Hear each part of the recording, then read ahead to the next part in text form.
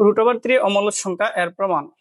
ধরি √3 একটি মূলদ সংখ্যা। যদি আমরা অমূলদ সংখ্যা প্রমাণ করতে চাই তাহলে আমরা ধরে নেব কি √3 একটি মূলদ সংখ্যা। তাহলে √3 ইকুয়াল টু কি হবে p/q, যেখানে p q গ্রেটার দেন 1 এবং এরা পরস্পর সহমৌলিক। তারপর আমরা উভয় পক্ষে বর্গ করব। কি করব? উভয় পক্ষে বর্গ করব। এখানে √3 এর উপর স্কয়ার দিলাম, আর এখানে p এর উপর স্কয়ার, q এর উপর স্কয়ার। এখানে রুটের উপর স্কয়ার থাকার কারণে রুট স্কয়ারে কি কাটা যাবে, হবে কত 3। আর এখানে আছে কি p²/q। তারপরে আমরা উভয় পক্ষকে q দ্বারা গুণ করব। নিচে যে মানটা আছে এটা দ্বারা আমরা গুণ করব। নিচে q² আছে, এজন্য উভয় পক্ষকে আমরা q দ্বারা গুণ করব।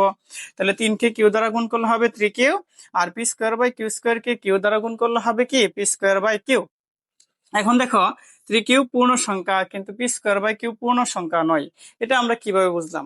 দেখো, আমরা হিসাবের সুবিধার্থে ধরে নিলাম p এর মান হচ্ছে 2 আর q এর মান হচ্ছে কি 3। তাহলে 3q ইকুয়াল টু কি হবে 3 × 3 ইকুয়াল টু কত হবে 9। আর p এর মান আমরা কত ধরছিলাম 2। তাহলে p²/q ইকুয়াল টু কি হবে 2²/3 ইকুয়াল টু কি 4/3। দেখো 3q এর মান হচ্ছে 9, একটা পূর্ণ সংখ্যা, আর p²/q এর মান হচ্ছে কি 4/3। তাহলে এটা কি পূর্ণ সংখ্যা হয়েছে? না। যেহেতু 3q পূর্ণ সংখ্যা এবং p²/q পূর্ণ সংখ্যা নয়, সুতরাং এদের মান সমান হতে পারে না। তাহলে 3q এবং p²/q এর মান সমান হতে পারে না। যেহেতু অর্থাৎ 3q not equal to p²/q।